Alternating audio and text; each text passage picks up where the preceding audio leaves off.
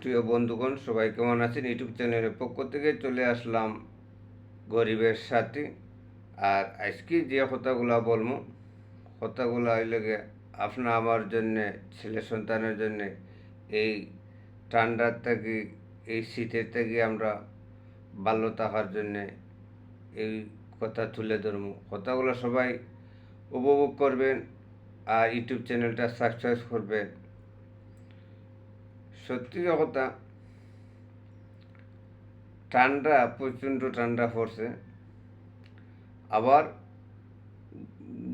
বাসার ভিতরে গেলে কি ঘরের ভিতরে গেলে গরম লাগে। আর এই আমরা ঠান্ডার থাকি, এই গরম থাকি আমরা সেফারত থাকতাম।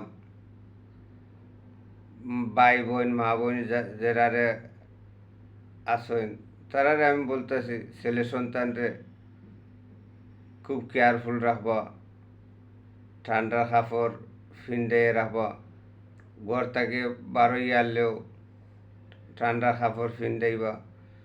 আবার ঘরের ভিতরে আসলে আবার বুঝতে হইবা এটা ঠান্ডা লাগে কি গরম লাগে। জামা, গাড়ি একটা জামা ফিন্ডাইয়া বাচ্চান ধরে সেপারেট রাখবা। কিন্তু এখন যে ঠান্ডা পড়ছে, ঠান্ডা গরম ভিতরে আসলে গরম লাগে যে এই গরমে আর ঠান্ডা গিয়া মাথা ব্যথা করে, সর্দি হয়, গায়ে ব্যথা করে।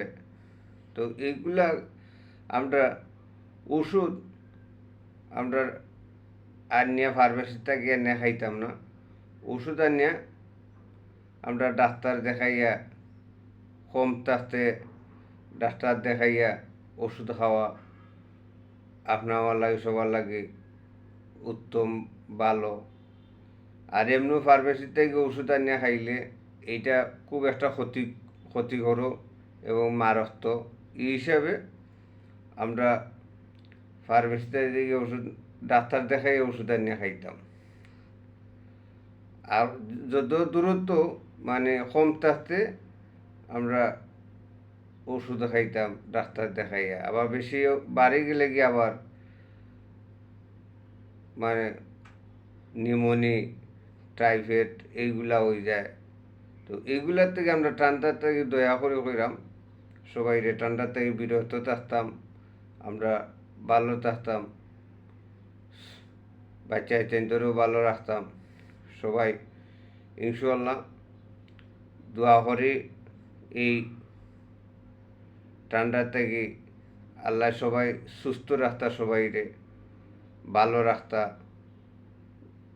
আপনারাও আমার জন্য দোয়া করবেন ইনশাআল্লাহ। সবাই সুস্থ থাকবেন, ভালো থাকবেন।